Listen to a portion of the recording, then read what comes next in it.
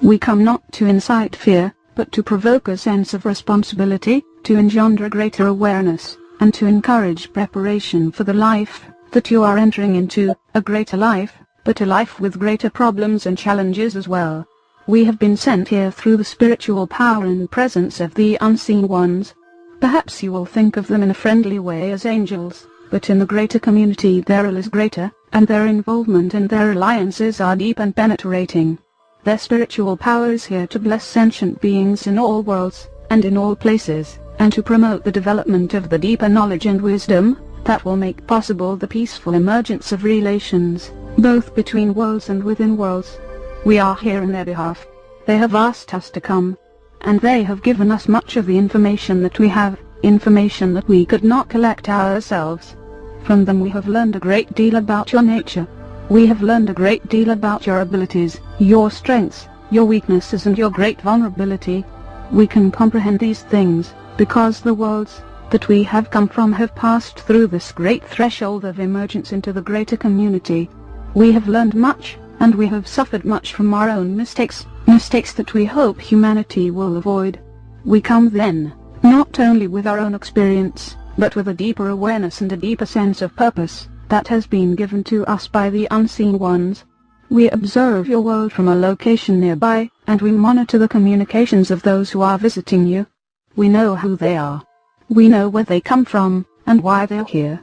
We do not compete with them, for we are not here to exploit the world. We consider ourselves to be the allies of humanity, and we hope in time that you will consider us to be such, for such we are. And though we cannot prove this, we hope to demonstrate this through our words, and through the wisdom of our counsel. We hope to prepare you for what lies ahead.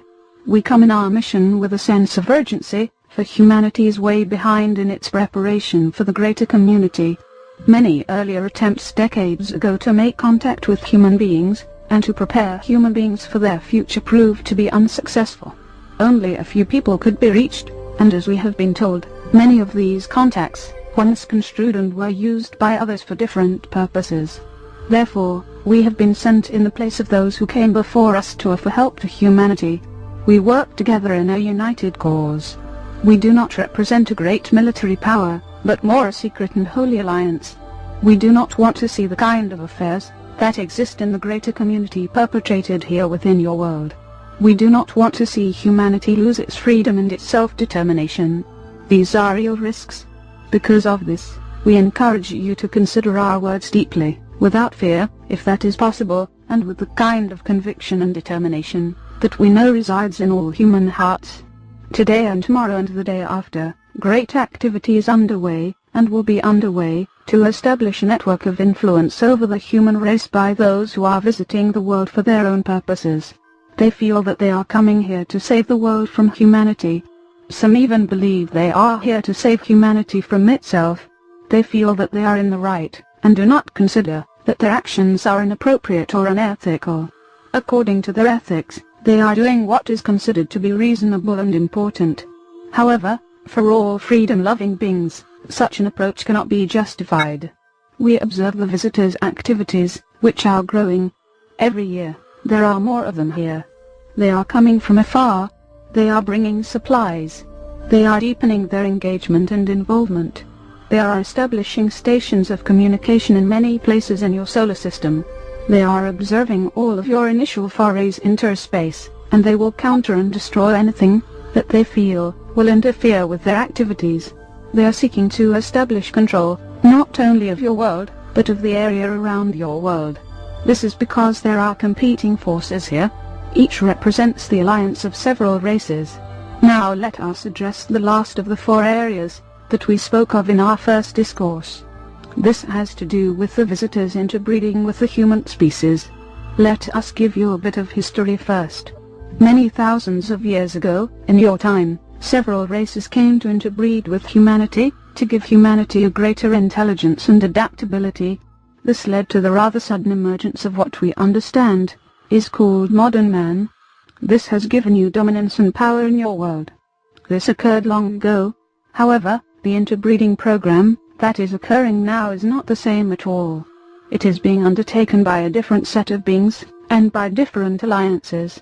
Through interbreeding, They are seeking to establish a human being who will be part of their association, yet who can survive within your world, and who can have a natural affinity with the world. Your visitors cannot live on the surface of your world.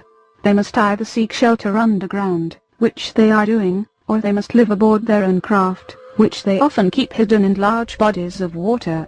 They want to interbreed with humanity, to protect their interests here, which are primarily the resources of your world.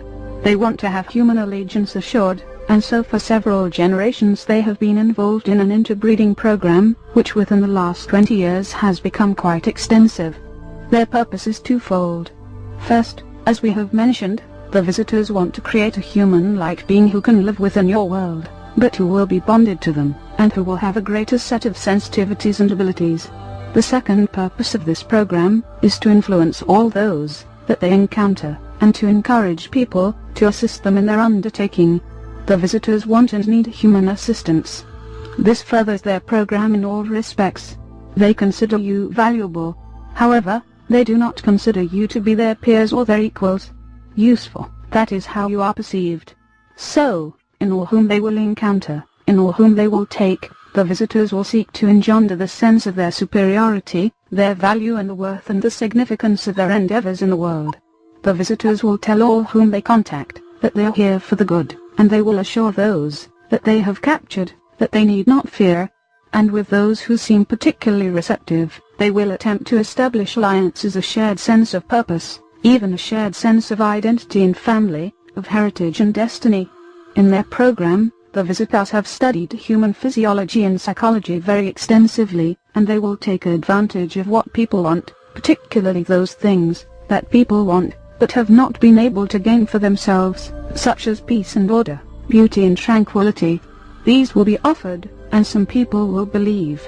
Others will simply be used as is needed. Here it is necessary to understand that the visitors believe that this is entirely appropriate, in order to preserve the world. They feel that they are doing humanity a great service, and so they are wholehearted in their persuasions. Unfortunately, this demonstrates a great truth about the greater community, that true wisdom and true knowledge are as rare in the universe as they must seem within your world. It is natural for you to hope, and to expect that other races have outgrown deviousness, selfish pursuits, competition and conflict. But, alas, this is not the case. Greater technology does not raise the mental and spiritual strength of individuals. Today there are many people who are being taken against their will repeatedly, because humanity is very superstitious, and seeks to deny things that it cannot understand. This unfortunate activity is being carried on with considerable success. Even now, there are hybrid individuals, part human, part alien, walking in your world. There are not many of them, but their numbers will grow in the future. Perhaps you will meet one someday. They will look the same as you but be different. You will think they are human beings, but something essential will seem to be missing in them, something that is valued within your world.